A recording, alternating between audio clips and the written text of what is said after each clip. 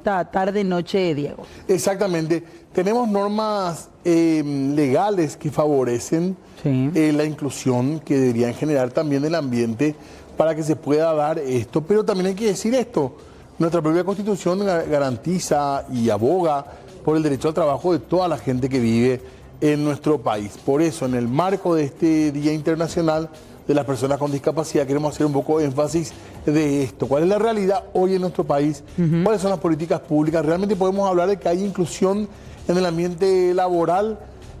Hoy en día, de hecho, la tecnología también abrió muchísimas puertas, por eso que es muy importante que planteemos y que nos preguntemos cómo está el país en general, en el sector público y en el sector privado cuando hablamos de inclusión laboral. Queremos por eso ya saludar a una de nuestras primeras invitadas de esta tarde-noche, María José Cabezudo. Ella es presidenta de la Fundación Sarequí. ¿Cómo le va, María José? Gracias por venir. No, muchas gracias a ustedes por la invitación y por abordar este tema súper importante en un día tan especial como el que viene mañana.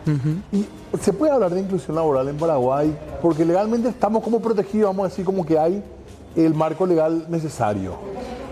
Yo podría decir que en materia de todo lo que tiene que ver con inclusión, la inclusión laboral fue la que mejor se movió a nivel país.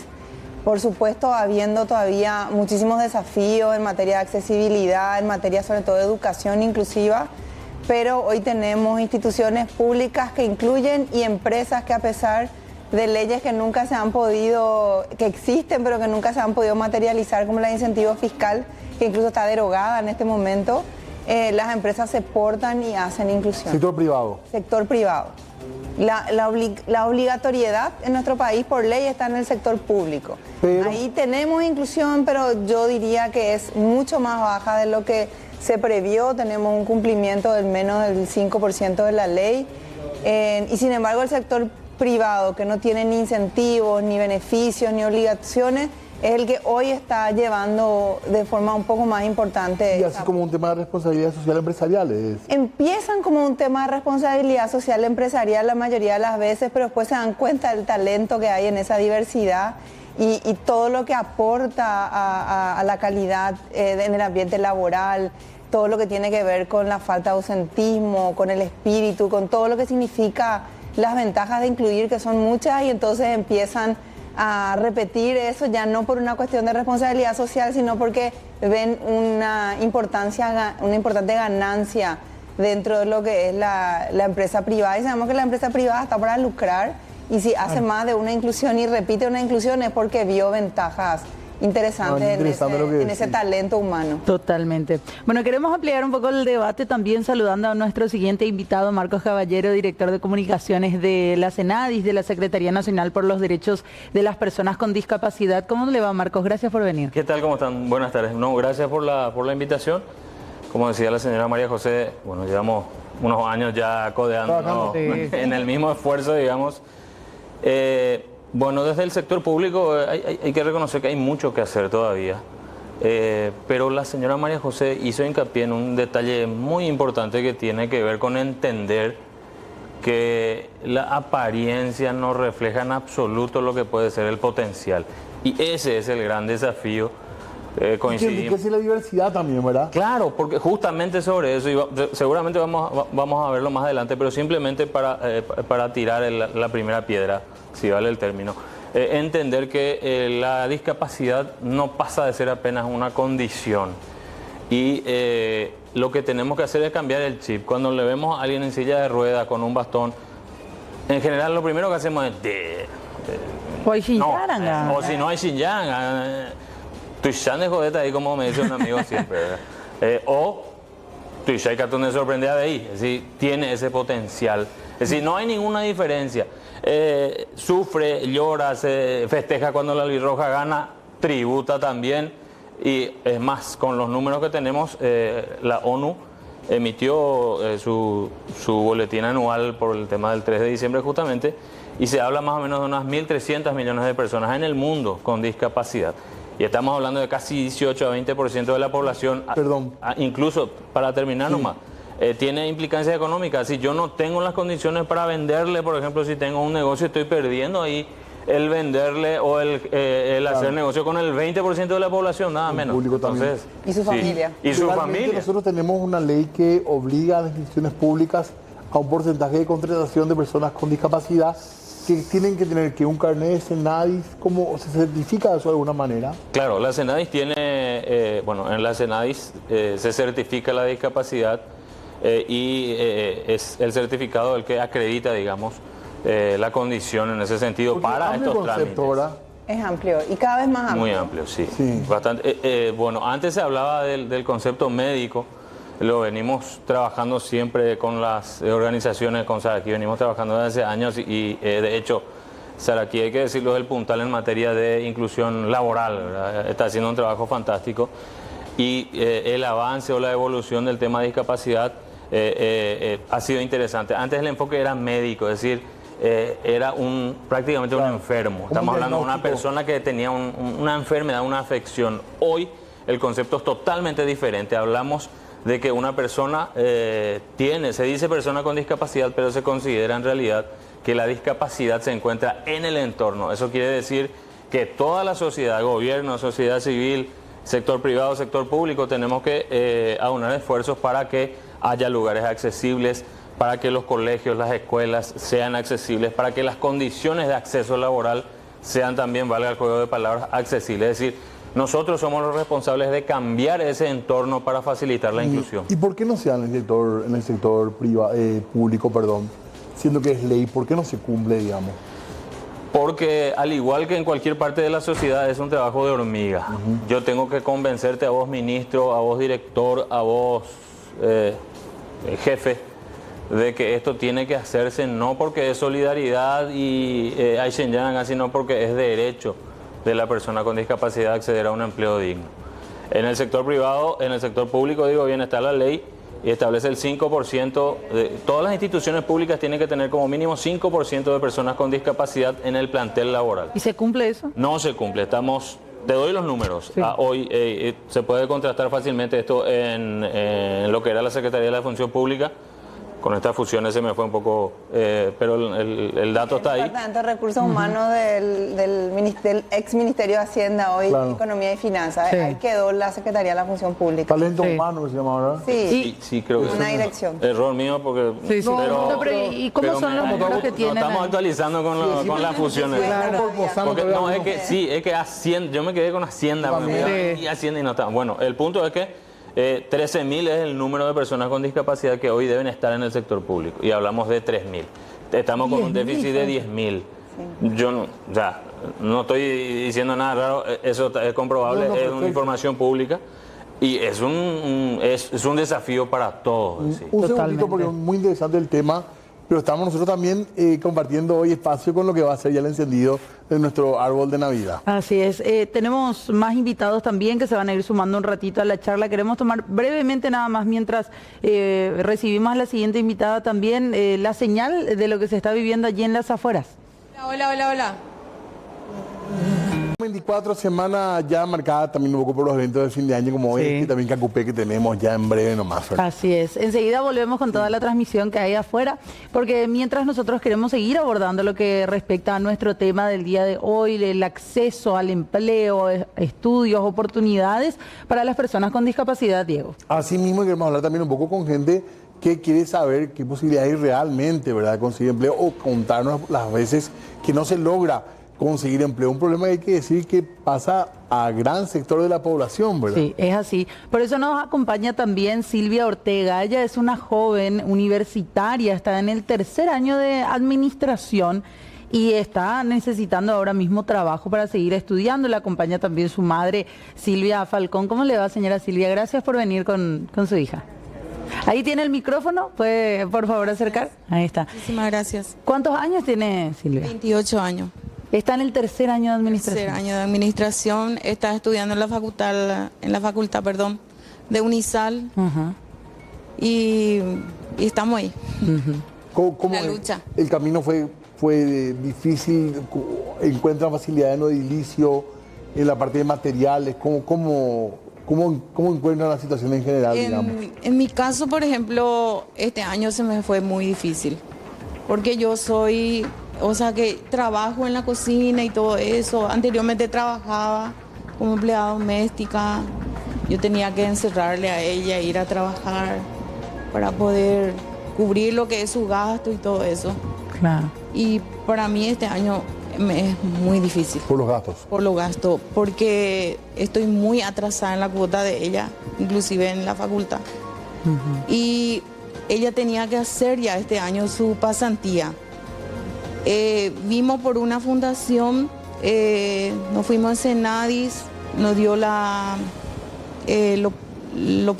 potencial laboral, que es, acá tengo los documentos, y la parte que es su discapacidad, ¿verdad? Y bueno, trajimos todos los documentos que nos pidió una fundación para que se le pueda ver a dónde tiene que hacer lo que es su pasantía. Sí. ¿Dónde podría ser, por ejemplo? Dice ahí en el papel. Nestlé le aceptaron. ¿En dónde? En Nestlé le aceptaron. Pero después de una semana ella recibió una mala noticia, le dijeron que no se va a poder. ¿Y por qué? Y eso no supimos el por qué. Yo digo que por su discapacidad, no sé cuál fue el motivo, ¿verdad? Pero este año ella tiene que hacer ya su pasantía. Los documentos de ella, no hace cuestión de un mes que tuve que ingresar también a la municipalidad de Lambaré, que aún no me dieron respuesta sobre eso. Y estoy luchando para que ella pueda hacer su pasantía. Y es una exigencia de la universidad. De la universidad. Intentó trabajar, digamos, más allá de la pasantía. Ella quiere trabajar, quiere hacer su pasantía porque le corresponde ya este año. Claro. Pero fuera de eso también quiere trabajar, nos imaginamos, ¿verdad? Sí, trabajar, me dice ella. Sí, demasiado quiere trabajar. Y eso. Y al momento de tener movilidad, ¿cuál es el principal desafío al momento de tener que moverse con Silvia, con la silla de ruedas? Sabes que nosotros no tenemos medio de transporte, no tenemos auto, no tenemos moto, somos personas humildes, trabajadoras nomás. Que luchamos el día a día por nuestra hija prácticamente. Sí. Y ahora el que más me ayuda es mi hijo, el menor, que está ahora presente. ¿Y ustedes se mueven en colectivo o se mueven?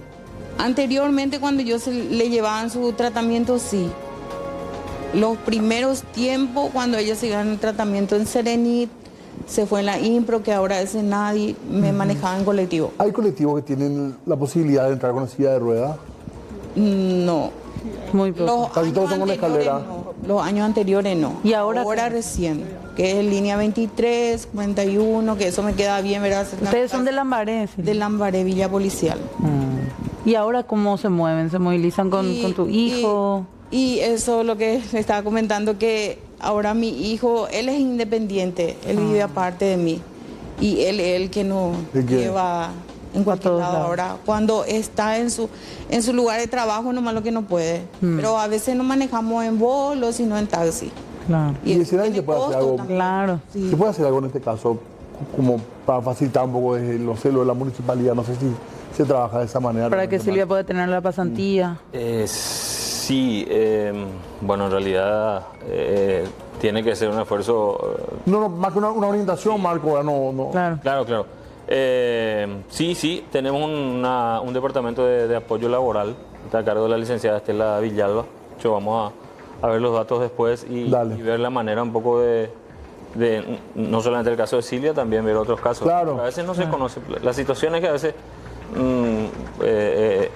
el tema comunicacional a veces es limitado porque no somos una dependencia muy grande. Pero sí existe un departamento de apoyo laboral, entonces vamos a ver los datos después para que pueda orientar. Y sirve de datos, son muchísimas personas con discapacidad que se acercan a las organizaciones a buscar empleo. Sí. Solamente nosotros recibimos más de 600 personas buscadoras de empleo por año. Solo Saraquí. Y se consigue entre 60 aproximadamente puestos por año. Cuando uno mira 60 puestos por año, parece un número importante, pero si pones en contraprestación a 600 personas que se acercaron para pedir o conseguir un trabajo y que se acercan cada año, el número es muy grande. Nosotros hace unos años empezamos a tratar de ver también que inclusión económica no es solamente conseguir un empleo, sino que hoy tenemos algunas herramientas como el emprendedurismo. De hecho, a nosotros mismos nos generó la duda cuando empezamos con las iniciativas de emprendedurismo. Hoy son 279 emprendedores con discapacidad, que mañana 89 de ellos van a recibir un fondo semilla de apoyo. Y realmente resultó muy interesante porque de vuelta vuelvo a decir, hay mucho talento. Sí. A veces las condiciones, imagínense en tener que pagar un Uber para irte a tu trabajo todos los días porque no hay un transporte público que te pueda llevar hasta la puerta de tu trabajo. Claro. Terminás gastando todo el dinero que ganás en llegar a tu puesto de trabajo, después tenés que comer y después tenés que aportar los gastos en la casa también. Entonces, muchas veces lastimosamente un empleo no... En este caso podemos señalarnos entre todos, ¿verdad? Pero hay que trabajar juntos realmente para conseguir una sociedad inclusiva. Exacto, es todo un esfuerzo. Y hoy nosotros nos gusta cuando hablamos, no hablamos más de empleo solamente, sino que hablamos de inclusión económica y vemos que tanto la inclusión laboral como el emprendedurismo son dos caminos interesantes que hay que explorar y que no hay que abandonar ninguno de los dos, por supuesto. Totalmente. Queremos seguir hablando de este tema, pero queremos también y necesitamos hacer una pausa breve, Diego, y enseguida volvemos. Enseguida. Laboral, inclusión económica también, estamos hablando de cómo está la situación en general. Así es, y conversábamos aquí con María José de la Fundación Saraquí durante la pausa y decíamos qué importante hablar de una cultura en sí en el trabajo, de no dejar simplemente a la persona a un costado en la empresa y decir, no, somos inclusivos, pero lo tenemos ahí sin hacer nada, que es lo que pasa también lastimosamente y recibimos como denuncias. Sí, y eso les contaba justamente, que para nosotros formar a la persona con discapacidad que se va a incluir es tan importante como formar a la empresa que va a recibir una persona con discapacidad, porque hay que prepararse. No es difícil, yo me imagino que muchas empresas creen que es algo complejo, claro. No lo es, pero hay que entender cómo hay que manejar y cada caso o cada discapacidad es un mundo aparte, es una personalidad diferente, es una realidad de necesidades diferentes. Sí sabemos y algún día me encantaría que le inviten a las empresas que están haciendo inclusión para escuchar un poco el otro lado de la moneda, de que si se hace bien resulta de manera espectacular. Les contaba, por ejemplo, no sé si se puede dar nombres, porque hay una empresa hoy tiene más de 40 personas incluidas en sus supermercados, en 3 cadenas que tienen, y que realmente están con meta de seguir incluyendo más porque funciona. Y funciona no como marketing, no como responsabilidad social, sino que funciona como un trabajador que está aportando y que está aportando muchas veces un valor a veces mayor que la persona con sin discapacidad. Cuento un ejemplo. En una empresa, en este caso química, tiene sus procesos súper controlados. Sí. Contrató a una persona con discapacidad psicosocial, con autismo, y tuvo que cambiar para arriba sus procesos porque esta persona terminaba haciendo mucho más productiva que el resto de sus funcionarios, es decir, que ellos tuvieron que subir la vara el nivel, y no bajar como uno esperaría por contratar a una persona con discapacidad. Totalmente. Entonces hasta tuvo que trabajar con el ambiente porque los compañeros, por supuesto, se sintieron mal al que, bueno, antes teníamos que hacer 10 cajas por hora y ahora tenemos que hacer 15 o 20, porque un compañero con discapacidad demostró que sí se podía hacer más. Totalmente. Gracias, María José, muy amable. Silvia, señora, yo no sé si usted quiere, por favor, dar algún número de teléfono, cuál es el pedido en sí, el mensaje que quiere transmitir de por ahí, si necesitan algún tipo de ayuda, dejar algún número. Sí, en mi caso, por ejemplo, yo lo que más necesito es ahora la ayuda de la gente, ¿verdad? En el tema de su facultad. Porque como te dije, yo había hecho actividades, pero no me alcanza para pagar. Entonces ella quiso desistir de su facultad y ella quiere estudiar. Claro. Y si quiere estudiar, yo siempre estoy con ella sabe eso.